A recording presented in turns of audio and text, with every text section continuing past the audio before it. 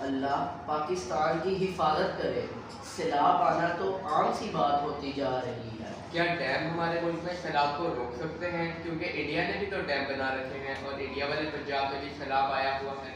Dam بے شک پانی کو جمع کرنے کا ایک بہترین ذریعہ ہے، لیکن وہ سیلاب کو روک نہیں سکتے۔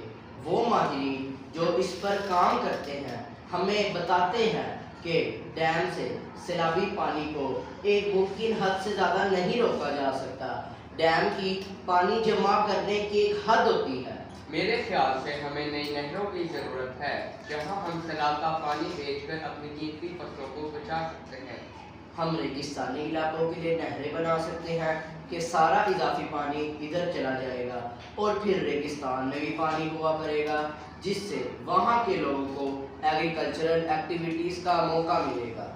ہم اس اضافی پانی کو بلوچستان کے پہاڑوں کے درمیان بھی محفوظ کر سکتے ہیں۔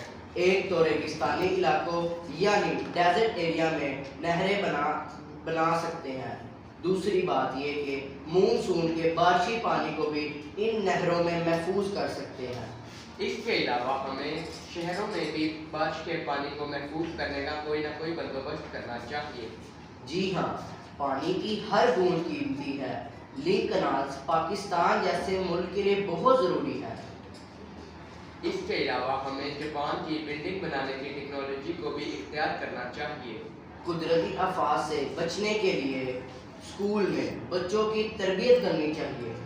جی، اگر یہ ہو جائے تو بچوں کو اسکول لیول سے ہی پتہ چل جائے گا کہ قدرتی آفات سے کیسے بچنا ہے۔ قانون سازی ہونی چاہیے، لا یعنی قانون ہونا چاہیے کہ دریائی زمین پر کوئی کنسٹرکشن نہ ہو، جس سے کہ جب سیلاب آئے تو کم سے کم جانی و مالی نقصان ہو۔